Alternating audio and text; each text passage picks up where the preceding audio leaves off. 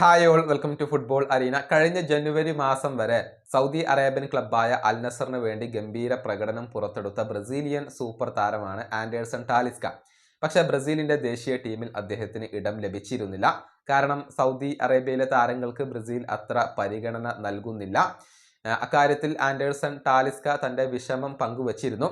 എന്നാൽ കഴിഞ്ഞ ജനുവരിയിൽ അദ്ദേഹം യൂറോപ്യൻ ഫുട്ബോളിലേക്ക് മടങ്ങിയെത്തി. അതായത് തുർക്കിഷ് ക്ലബ്ബായ ഫെനർബാഷയിലേക്ക് അദ്ദേഹം എത്തുകയായിരുന്നു.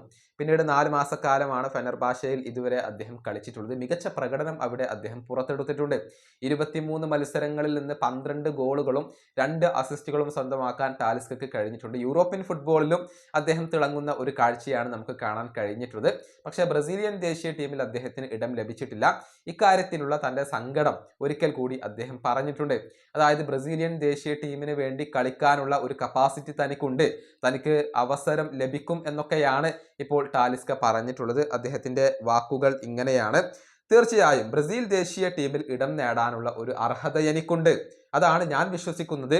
യൂറോപ്യൻ സീസണിന്റെ പകുതിയിൽ വെച്ചുകൊണ്ടാണ് ഞാൻ ഫെനർബാഷയിലേക്ക് എത്തിയത്. എന്നിട്ട് മികച്ച കണക്കുകൾ സ്വന്തമാക്കാൻ എനിക്ക് കഴിഞ്ഞു.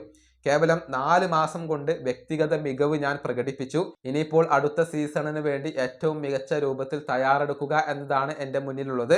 ഞങ്ങൾ വീണ്ടും ചാമ്പ്യൻസ് ലീഗ് കളിക്കാനുള്ള ഒരുക്കത്തിലാണ്. ഞാൻ ദൈവത്തിൽ വിശ്വാസം അർപ്പിക്കുന്നു.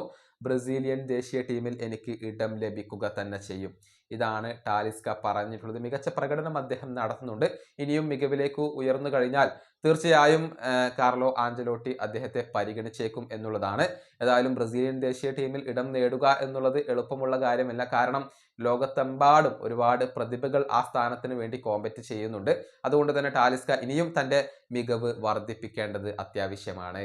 ഈ വീഡിയോ അവസാനിപ്പിക്കുന്നു. അടുത്തൊരു വീണ്ടും കാണാം.